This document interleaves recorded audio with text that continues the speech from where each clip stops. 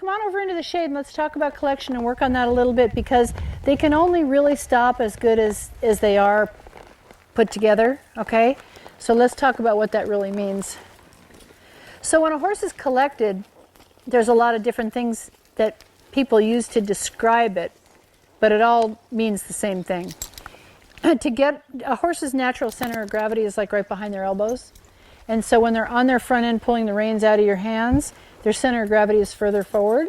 And when they're really truly collected, like a horse that can pee off, their center of gravity is shifted, considerably further back. For a horse to carry itself collected, stop collected, and draw back off the bit collected, that takes a really long time for them to build the musculature that's required.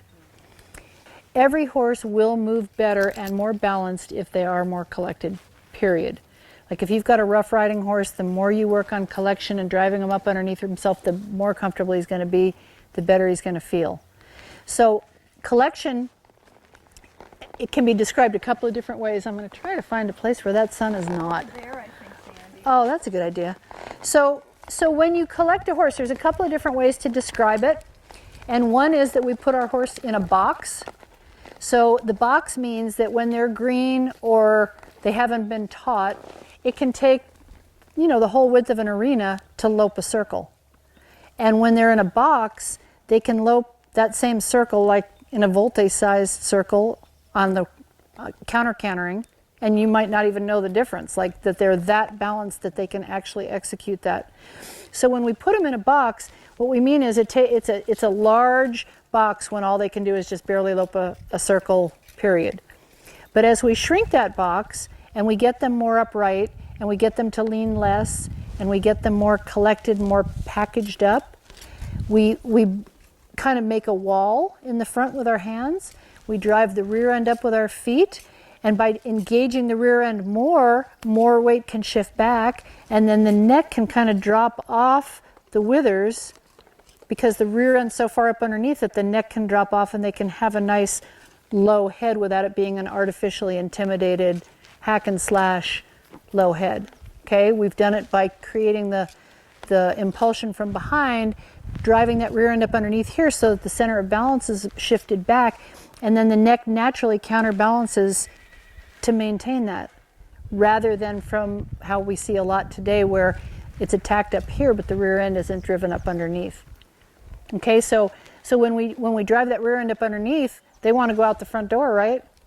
Because it's hard work for them to be collected, so they feel this impulsion coming from behind. They just want to go faster, wronger, right?